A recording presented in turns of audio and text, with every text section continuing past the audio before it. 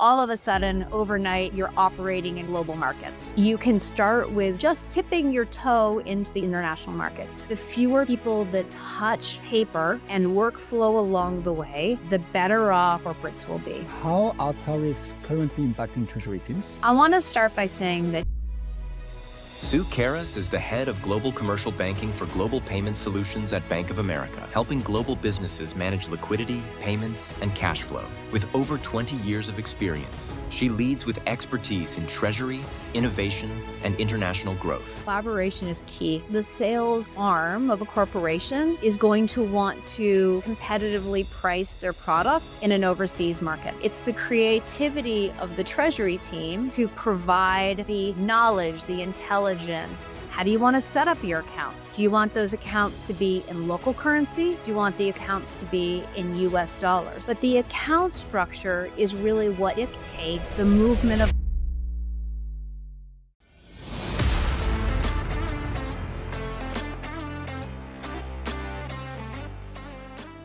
Suzanne, welcome to Corporate Treasury 101. Thank you so much for coming on the show. We're going to talk about a lot of stuff today. So let's maybe start with the beginning and define some terms.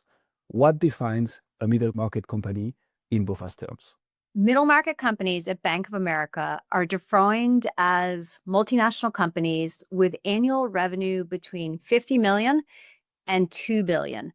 That segment of companies is served by our Global Commercial Banking division, which provides a wide range of financial services, treasury, credit, leasing, advisory.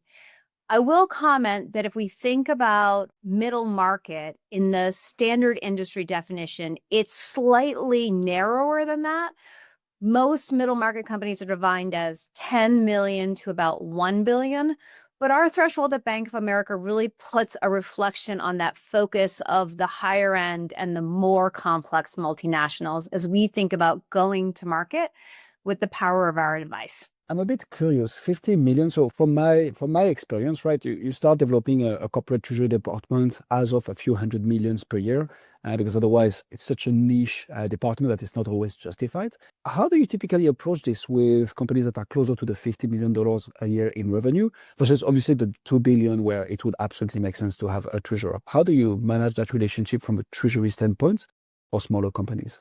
It's interesting because if you think about multinationals in general, the larger the multinational, what we tend to find is the larger their treasury departments, the more advice that they have access to. They have access to consultants. They might have treasury teams that are hundreds of people.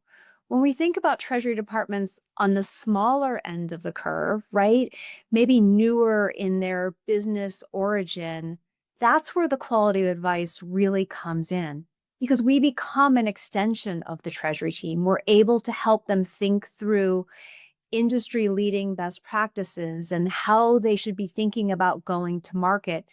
And our advice plays a really pivotal role in their life cycle and their journey as they go to market. Speaking about helping and advising those companies all the way up to $2 billion in revenues. When we look at internationalization, right, what are the first treasury decisions that treasury departments need to make or be advised on when expanding internationally in your experience? The first is how you want to approach international markets, right? You can start with just tipping your toe into international markets. That could be selling outside of the US. It could be sourcing materials outside of the US. That cross-border relationship is usually the initial start. Then you evolve into what would your business look like if you were to set up operations outside of the US. You might do that organically through an expansion into a new market, or I will say in the spirit of dipping your toe in the water, sometimes it feels like you've jumped into the deep end of the pool when you make a very large strategic acquisition and all of a sudden overnight you're operating in global markets. Can I get back to how you might want to approach, right, the internationalization and depending on what direction the company is taking? Maybe to set the foundation, like what would best-in-class cash management looks like when scaling internationally regardless of the approach, but just to make sure you have a base that is going to be able to help the business in the right direction? All right. The very first thing you need to do is you need to think about, from a strategic planning standpoint, what does the business need from a control and from a governance process? So it could be that you think about banking infrastructure and account strategy. How do you want to set up your accounts? Do you want those accounts to be in local currency? Do you want the accounts to be in US dollars? But the account structure is really what dictates the movement of money around the world. After that, when you think about leading advancements or best practices, it's really about your FX strategy and where are you thinking about identifying currency exposure around the world. How do you proactively identify all of the transactional flows and thinking through things such as, do I want to naturally hedge this exposure or do I want to implement more forward-thinking FX contracts? Liquidity, critically important to any organization. And how do you think about visibility of that cash around the world? And then finally, the world is a really complex place. So from a regulatory standpoint, do you fully understand what it means to do business in that jurisdiction? Every country is different. But if you focus on the core of what's happening in the US, you provide those industry best practices, things like straight through processing, tight governance around money movement, ensuring you have visibility and control, your permissions and authorities are set correctly at headquarters. Doing all of that as the initial preliminary step, it always makes expansion outside of the US borders much easier. Let's say other countries to establish business in from a treasury standpoint. How do you recommend, looking at local regulation, you mentioned it, but then the role of the central bank in that particular country, how to manage that relationship with them, if at all? The other thing that I'm thinking is naturally hedging. So that's two questions in one here, a bit of a challenge for you, curveball for you. So I hope you're not going to be angry at me. But so there is the role of the central banks. I'm also thinking back to one of the things you mentioned, like, do you want to naturally hedge? When you're expanding and potentially tipping your toe, you don't necessarily have enough, volume on both end side of the purchasing and selling to naturally hedge. So is it necessary to put in place an FX strategy here? How do you go about all this? Regulatory environment outside of the US. Let's do it. Or outside of your home jurisdiction. I'm going to put it into fun categories. It's either mild, medium, or spicy hot. And understanding how every country is uniquely different is critically important to your success. I will give you a few examples, and then I'll tie into this natural hedging piece. So we have jurisdictions around the world, free-flowing currency, limited country regulation, relatively straightforward in moving money around the world.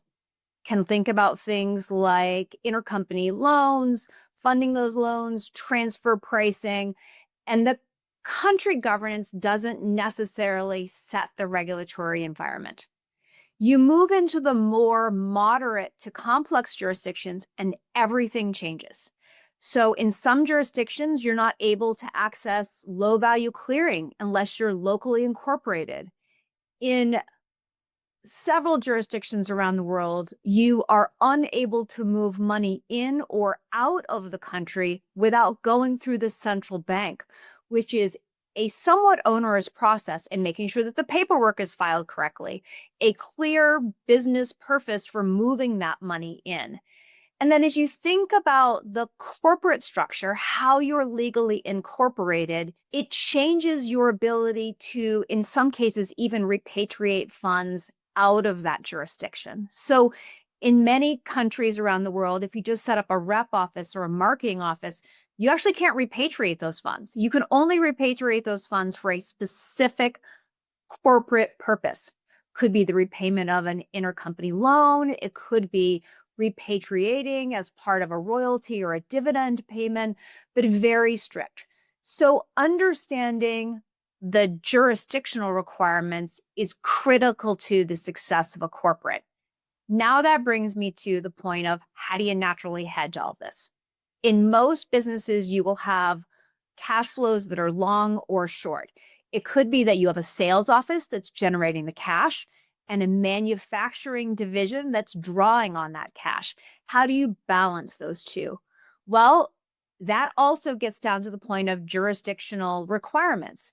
In some jurisdictions, you can move money and you can create intercompany transfers.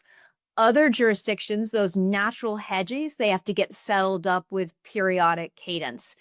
And in many places around the world, you are completely restricted from intercompany lending and borrowing across entities. So understanding that from a hedging standpoint is really important because you want to make sure that those long and short positions, we have the opportunity to settle those when it makes sense from a cash forecasting standpoint. Okay, that makes a lot of sense. So let's get into a company that wants to, tip their toe in. What should treasurers keep in mind to ensure a smooth transition and support the business in the best way possible? So the first thing is thinking about how you want to sell services. I would start with that. It would be natural, and I'll use for purposes of this, a US multinational. It would be natural for a US multinational to think about invoicing in US dollars. Why? That's our home currency. And it makes it easier for the corporate treasury department to minimize FX risk when selling. But it's not a very client-centric strategy because you're passing on that FX risk to the consumer. So thinking through how do you marry that product in a client-friendly way, invoicing in local currency is often a best practice. So how do you do that in practicality? Well, there's a wide range of services that allow you to think about, without a hedging strategy, to really think about locking in a guaranteed FX rate, not a guaranteed rate, meaning the actual conversion rate, but locking in the purchase price of that product with a rate at the time that you sell it, so that when funds are remitted, you are naturally hedging your exposure and you understand the risk at the point of sale, not at the point of collection. What do you typically recommend when approaching? So I understand it's mainly going to be around FX management, transfer of funds, making sure everything runs smoothly at this level because it's just tipping your toe in. When it comes to coordinating this effort, this FX effort, right, with potentially marketing, sales, obviously procurement as well, treasury, who usually takes the leads? Should it be treasury? Should it not be treasury? How does treasury fit into all this? Like, how do you see best performing teams actually work with other departments when it comes to this? Collaboration is key. It's not one, Amen. It's not the other, it's everybody. It's everybody coming to the table. Naturally, the sales arm of a corporation is going to want to competitively price their product in an overseas market. And it's the creativity of the treasury team that comes to the table on how to strategically execute to provide the knowledge, the intelligence, and the infrastructure around how a company will be able to execute flawlessly. What do you typically see? I'm interested into getting your view on this, because when I was doing a project in Latin America, obviously salespeople want to, invoice in local currencies. This is much easier and people can purchase and are much more willing to purchase. Let's say you remove friction when you bill in local currency. But then what it does, especially with more restricted currencies, like certain countries in Latin America and South America can be, it gets trickier for all the process afterwards, especially collection, FX hedging. And you can actually lose so much like FX points and margin that it makes the deal less interesting. So you're like, yeah, we are making a deal, but are we really making the money that we need to be making in this country? This is a rough example, but how do you see treasury teams smoothly carrying that message, and what works the best in the companies that you're helping out? I started earlier with understanding FX controls. I think that that's key. When you think about currency exposure, mapping out the currency flows, identifying which currencies you plan to receive, how you plan to pay in the regions, categorizing those exposures, right? Is it a supplier payment? Is it a financial payment? Is it an intercompany loan? Is it a transactional exposure? But mapping out the currencies and really understanding at what point in time they will impact your cash forecast, to me, that's where clients have had the biggest impact. We move to maybe the heavier internationalization, which is organic expansion, right? What are best practices for treasury teams? What do you typically see, Sue? All right. The first thing is corporates need to understand their governance approach. So, how will they control bank accounts by role? Visibility is essential. If you don't create a bank account infrastructure and strategy that allows for global liquidity, visibility into global liquidity, it will be your shortfalling. Understanding from a governance standpoint, how do you think about the types of accounts? And an operating account, a payroll account, a tax account, what is required in each country? In some countries, you need multiple accounts to actually operate. And then, as I mentioned earlier, you need to think about how do you want those accounts set up in local currency? Second is understanding how you want to tap in the movement of money. Will it happen through a bank portal? Will it happen through your TMS or your ERP system? Also very important. Another key, I think, for corporates to really keep in mind is the industry best practice of straight-through processing. So how are you going to achieve straight-through processing? The fewer people that touch paper and workflow along the way, the better off corporates will be. So I'll stop there. It's also just, you sometimes have to put a 30,000-foot view on your infrastructure. And here is why. When local treasurers, and regardless of what your treasury structure is, right, you can centralize all activities into one location. You can operate in a hub and spoke model where certain activity is managed locally, but with oversight at corporate headquarters. Regardless of how you operate, it is important to keep in mind that local language is critical. So tapping into a bank partner that has accessibility of local language skills and functionality is critical. Tapping into a partner that has the ability to operate globally, that will allow you to expand both organically and through acquisition so your platform becomes scalable.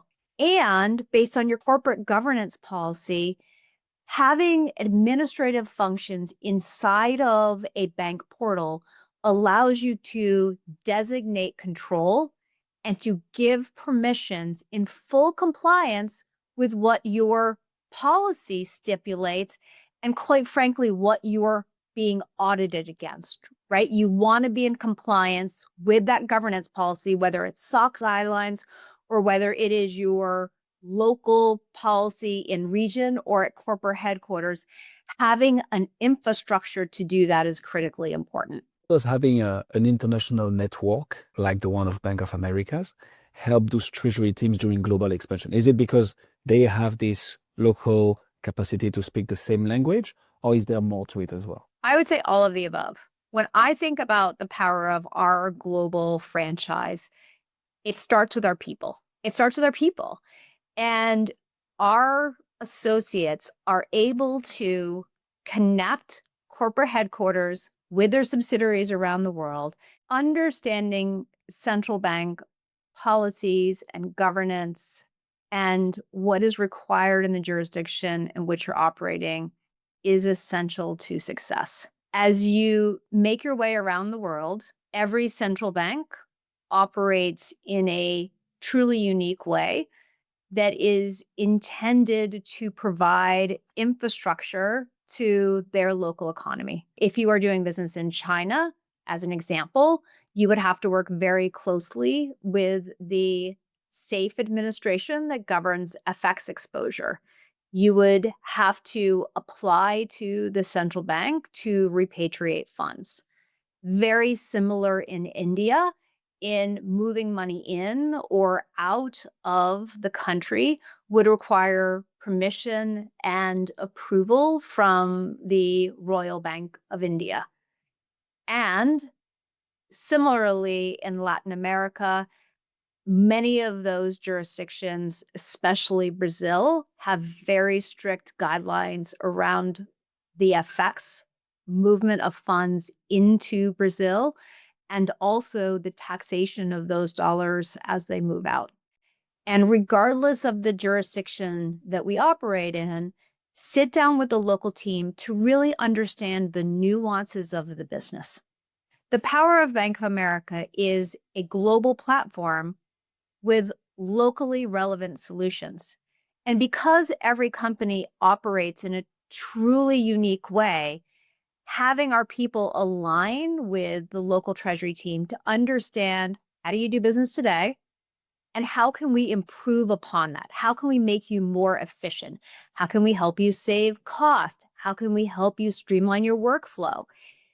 I can think of hundreds of examples where that local engagement on the ground and our ability to share that information with corporate headquarters has helped them demystify what their company is doing around the world. And it's that knowledge transfer that's really important. So it starts with people, and then it carries forward to a platform like CashPro, where you have full global visibility. You can operate in, 11 languages around the world. And that gives you this network and connectivity where corporate can see what's happening at a subsidiary level, but subsidiaries can continue to operate like they are with a local bank. I love that. And that all does make a lot of sense. So let's get back to CashPro in a little while. Before that, what I'd like to ask you is the nitty-gritty. So we've talked about, tipping your toe, organic expansion. How about merger and acquisitions? How do treasury teams can best support their businesses when it comes to developing internationally through M&A? Well, this would be the jumping in the deep end of the pool. And as we think about jumping in the deep end of the pool, you can start early. You can be planning for this all along. But when that moment actually comes, and the CFO walks into your office and says, oh, by the way, we're buying this company, and now we're going to be operating in 10 jurisdictions across Europe, the first thing that you need to do is to be well informed. What does that mean? And if I look at Europe as an example, operating in Europe means that you've established a trade registry. The trade registry outlines all of the corporate governance. It tells you who's able to open bank accounts and close bank accounts, what happens in the case of bankruptcy. When you acquire a company, the first thing that you need to be thinking about is what are the legal requirements of doing business in that jurisdiction? And how do we make sure that our trade registries and our bank accounts reflect the new ownership? We haven't talked about KYC yet, but that's a big part of this. And any company that decides to do business both in their home country and outside, they really need to get accustomed to what are the international KYC requirements because they vary by jurisdiction. And I often say to companies that are thinking about doing business outside of their home headquarters, you should be having robust conversations with everybody that you hire into the company as a new hire, that it is expected if you're a signer on the bank account, you will have to present a government ID. And in many jurisdictions, you will have to show proof of residential address. And that just needs to be part of the hiring process. So people aren't surprised when that acquisition happens that they all of a sudden are going to be turning over personal information as well as their corporate information. I can double down on this. I don't know if I'm allowed to say the name still, but so let's say top 3 tech company in the world. I used to work for them when I was a consultant at PwC, and we were expanding into complicated jurisdictions. And this very specific aspect of the business, developing, being very well aware of what is currently going in terms of regulations, how we do business there, how we manage funds, was such a headache. But then once you crack it, you're able to really support the business and accompany it and You have the business telling you, hey, I want to, we are going into this country and make it happen. And when they arrive, the bank accounts are open, we can start doing business, cash flows are going. And it's like, this is where Treasury is a support function. Let's say it. It can be strategic, but it is a support function. And when you unlock this by doing the nitty-gritty that comes into this type of work, this is where you see value for your work. The question I'd like to ask you, Sue, is when it comes to M&A, right, we think about people, obviously. How do centers of excellence play a role into treasury and finance transformation, especially in an M&A context, in an international expansion? So this is niche, but like, how do you see best performing team approaching this very point? Well, the first thing I would say is when it comes to mergers and acquisition, the first thing that the acquiring company should do is to just transfer knowledge. Understanding the operations is critical to the success, and that transfer of knowledge is really important. I'm of the opinion that there are multiple different ways that you can organize your treasury structure. You can concentrate everything at headquarters. When you do so, there is a risk element of missing out on the local nuances of what it means to do business in that particular country. And so you need to have this collaboration between subsidiaries, whether they're acquired, whether they happen organically, and HQ. And from a talent standpoint, that is essential to the success. No one knows the business on the ground better than the people that have been aligned to that business, in many cases since inception. So I don't think that there is a necessarily best practice. Every company is going to approach a merger and acquisition differently, but the talent piece is really important. And not taking anything for granted is essential. So maybe getting into the details of this, but how do you get the buy-ins of the right people in such context? To go back to the example you mentioned earlier, right? Oh, we just acquired this company. Now we're gonna be present in 10 jurisdictions in Europe. This is a lot of people. I'm talking about also the leadership, right, and the stakeholders. How do you get the buy-in of like, hey, we are doing this because this company is developing. We're gonna work together in this M&A context. How do you actually get the buy-in of all the people involved? We talked about collaboration, right, and transfer of knowledge.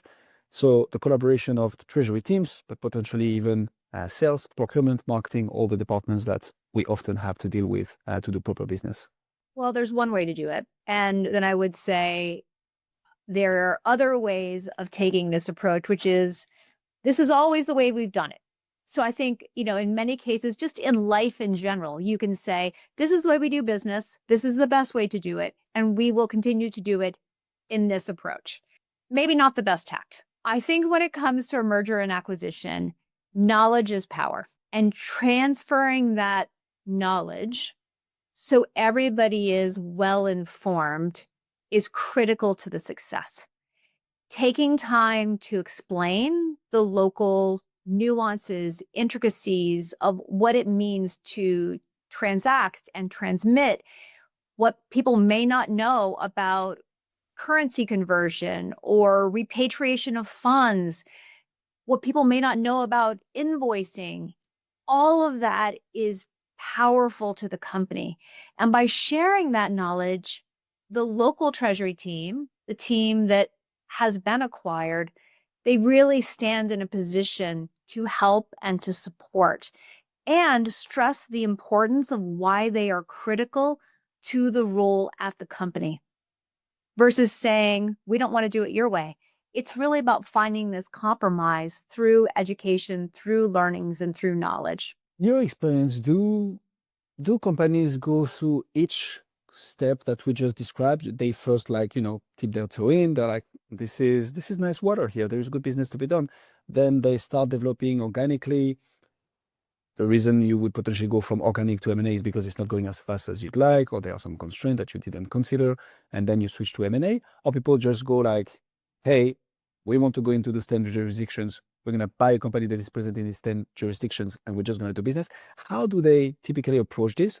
Just so treasurer listening to us right now have an idea of like, okay, I should prepare mainly for M&A, of course, in communication with your leadership team, or it's natural to go from tipping the toe organic, and then M&A? How do these typically happen? There is no typical path. Sorry, that's a bit of a boring answer. Corporates take different tacks and approaches based on their overlying strategy. Observations over the years would suggest that most multinational companies sell or source internationally.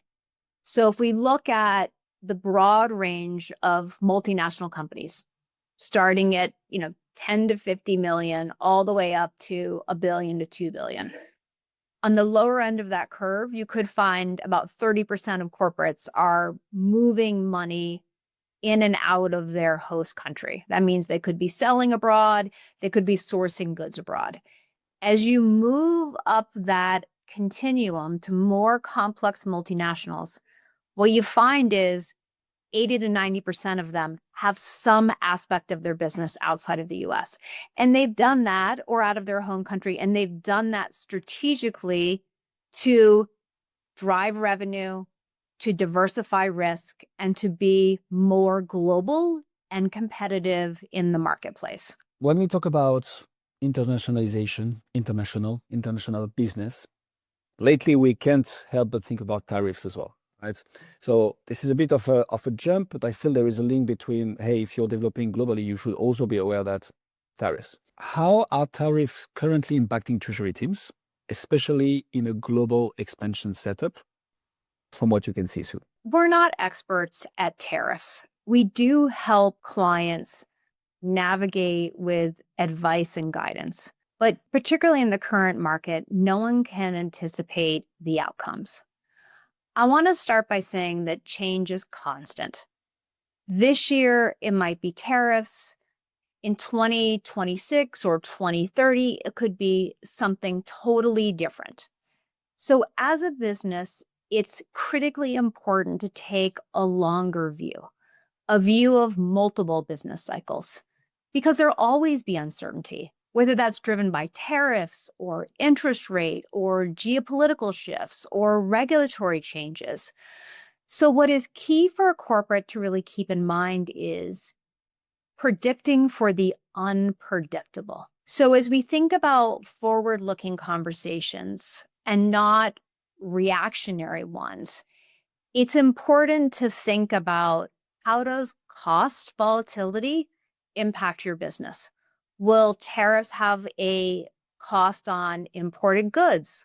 Will they impact how you can sell? Will they have a compressioning effect on your margins? As you think about tariffs, scenario modeling, right? How do you do stress testing and think about that impact on cash flow? Think about that impact on FX exposure.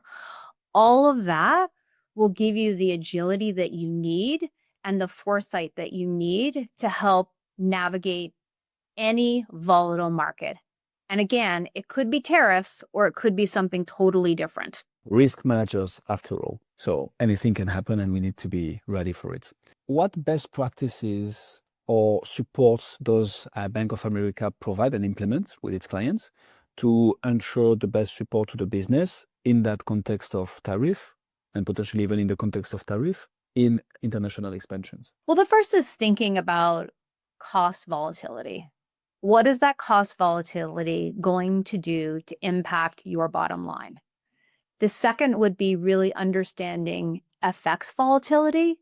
And is there any repatriation risk?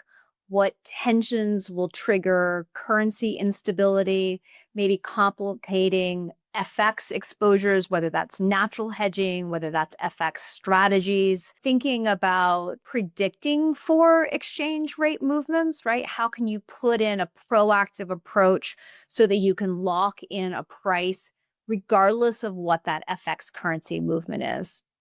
And I think the other thing to really understand is, will a tariff create a disruption to a payment cycle? So suppliers might be thinking about shortening their payment terms. They might be demanding upfront payments to offset their own tariff exposure. All of these strains will put an impact on working capital. They could require additional liquidity buffers. So ensuring that you have enough corporate liquidity on hand is truly important during volatile times. One thing I would like to ask you about too, because there is one term one buzzword that we cannot avoid in any treasury conversation. It's AI and Gen AI specifically. So let's maybe start broad and at the top. How is Bank of America using AI and or Gen AI internally or externally to support its clients? All right, I'm going to start with externally first. So externally, we have several cutting edge, leading, innovative solutions that help our clients tap into AI as they think about improving their workflow. Before I do that, I think it's important to say smart people consume a lot of information. They read a lot, they're intellectually curious. What AI does is just speed up that process. So when we think about AI, what we're really solving for is how do you consume a lot of information and how do you get that information into the fingertips of a key decision maker sooner, faster, in a more relevant way? Okay. So one corporate pain point that I think has persisted for decades is cash forecasting. And how do you accurately forecast cash around the world? Embedded in our Cash Pro platform is a module called Cash Pro Forecasting.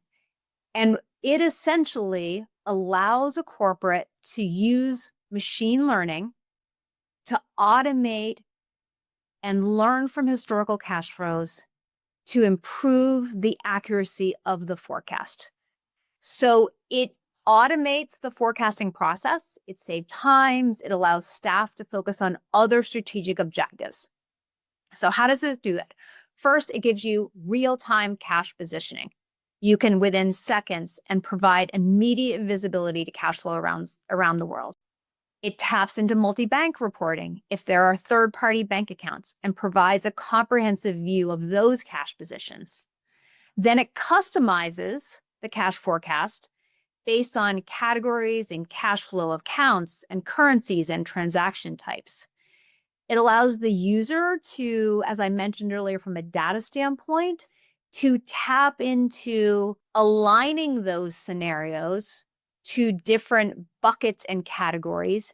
And then through machine learning, it learns and it processes in scenario planning. What it's really allowed corporates to do is take cash forecasting off of an Excel spreadsheet and to put it in a more purposeful tool. So that's an easy one. It saved a ton of time for our corporates as we think through things like alerts when accounts are over, or predetermining what an account balance should be if you want to trigger or you want to make a money movement. So I'll say that's first. Corporates in general have historically really struggled with forecasting, and this is one AI-generated tool that allows us to improve that process. Another one is our intelligent receivables solution. And if I think about the intelligent receivables solution, what has happened over time as we have moved away from paper. If a paper check comes in, it's relatively easy to match it against the invoice that it got sent with. But as we've moved to more digital environment, by tapping into AI, by tapping into machine learning, it allows us to take the payment information and the associated remittance detail of various payments coming from different channels and sources and sectors and match these two together. There are incredible benefits with intelligent receivables. We've allowed corporates to get to higher straight-through reconciliation rates. We've minimized the number of exceptions that have to be researched. We've helped improve days sales outstanding, and we've improved their customer experience because there's fewer manual tasks with that reconciliation. So as soon as the payment gets paid, the customer gets a timely and accurate matching of their outstanding invoice. For corporates, the automation, the efficiency, the data-driven insights, and the fact that the platform is available globally in different languages and clearing platforms and currencies and time zones, it's had a very significant impact on the way our corporates do business. And again, a second use point of where corporates have historically been challenged in applying cash to an outstanding invoice. you walk us through a case study of the issue? Like where have you seen AI make a noticeable impact for the treasury operations? Like, and we can anonymize, of course, no problem with that. I mean, everybody trusts Bank of America, like it's an established brand. But do you have something specific that we can go through to like, hey, this is how, cash flow forecasting and intelligent receivables has helped a client of ours, and here are the qualitative and quantitative benefits that they got out of it? I'll give you a client use case on both, if that's okay. If I think about cash pro forecasting, I will give you an example of a cloud computing company that focuses on the pharmaceutical and life sciences industries. They were struggling with their ability to download transaction data into an Excel spreadsheet on a weekly basis. Not only was this cumbersome, but in many cases, it was manual as people around the company were keying data into the system. What cash pro forecasting allowed our clients to do is to tap into the transactional activity that was in cash pro, right? Both incoming and outgoing payments, and automatically populate the system so that this information didn't have to be manually exported, and it saved several hours from an already resource-constrained treasury team in what was a very onerous process. The company now has better visibility. They're able to think more strategically about their cash, and they're able to deploy that cash in a way in which was never possible previously. So that's cash flow forecasting. When I flip and I think about our Bank of America Intelligent Receivables solution and the cash application process, I will tap into a very large manufacturing facility that was at a matching rate of about 60%, which meant that 40% of their incoming collections had to be touched by a representative on their AR team. Okay. This was for a variety of reasons. It was because their distribution group was selling invoices through to several big outlets that were combining invoices into a single payment. So you might end up with 10 invoices that were coming through in a single transaction. And what 10 invoices, right, did that payment entail? The second challenge that they had was there were deductions in the process. There were damaged goods. So if you were selling 100 widgets and only 95 made it through the shipment in a meticulous, perfect way, the company that was paying the invoice was deducting those off of the top.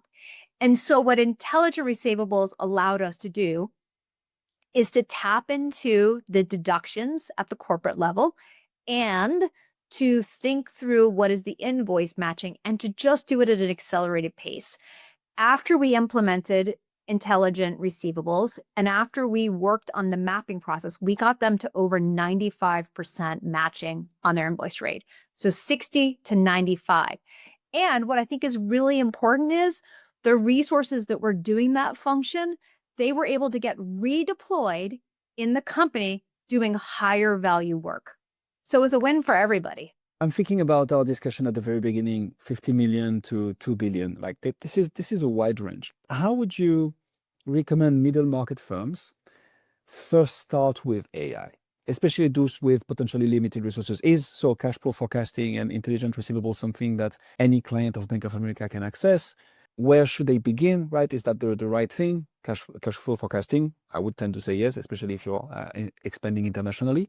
But like, from your point of view, Sue, where would you start if you were a middle market firm with limited resources when it comes to AI? Well, I would start small and I would start with maybe 1 or 2 use cases with a clear ROI. I would think about where that AI can have the biggest impact. And I'll give you a very simple example at Bank of America. So we have a repository of technical information for our associates. And we are now using Gen AI in a solution called Ask Global Payment Solutions, or fondly known internally as Ask GPS, to tap into that information and to go through thousands and thousands of documents to within a second to get the technical information that our associates need. And that same type of Gen AI functionality could be deployed at a corporate level to think about things such as policy governance, or potentially to think about timesheet governance or swipes to timesheets. It could be used for a number of use cases. I think the good news is for corporates, there is a lot of technology that is on the street. I just would suggest a word of caution. Due diligence is critically important. As you think about bringing AI into your corporate firewalls, the partnership with your tech team, with your infrastructure team, making sure that it's compliant and making sure that it is safe is going to be critical. And that's one of the reasons that our corporates look to Bank of America is we've gone through that robust governance process for them, right? So when we tap into the technology, it's already hit our sniff test and our test for being innovative before we think about solutioning it out to the many corporates that we do business with. I like that a lot. So this was an absolute masterclass on global expansion and how to approach it from a treasury standpoint. Anything that I didn't ask you that you'd maybe like to say to the treasury teams who are going through this process or are getting ready to go through this process that we didn't tackle and you think is important? I guess I would just say it's fun. Like, I don't know why I haven't said that earlier, but expanding outside of your home country is fun. It gives you a chance to expand your knowledge, to learn about countries and cultures and jurisdictions. It gives you the opportunity to connect with people that maybe you normally wouldn't cross paths with on a vacation or as part of your daily workflow. So embrace it. One of the things or the mottos that I've always lived by is life is an accumulation of your experiences. It's the things it's the places you go, the people you meet, and the things you learn along the way. And whether you're doing that personally or whether you're doing that professionally, I truly believe, and it was one of the ways that I started at Bank of America, is thinking about how do you network with colleagues and teammates and partners beyond the borders of your home country. I was going to keep that off record, but since you're mentioning it, Sue, I've interviewed lots of people on Corporate Treasury 101, and I love all my guests, don't get me wrong. But we see and we feel that you're passionate about this. And it's so cool to see. Like you find it fun, so that's what you just mentioned, but we feel that you love that topic. You talk about it with passion. So that was a really, really, really nice interview. Thank you so much for coming on Corporate Treasury 101. If people want to find out more about you, about CashPro, about intelligent receivables, or overall Bank of America solution, where should they go? We have a wealth of knowledge on the Bank of America website for corporates. So I would direct anybody that wants to learn more to that website. It not only has a full description of our solution offerings, there's case studies, there is a link and a request portal if you want to get more information. And nothing would make me happier than having one of my associates reach out and to provide a wealth of information. Amazing. We'll put all the links in the description. Sue, thank you so much for coming on Corporate Treasury 101. Thank you so much for having me. It was a blast.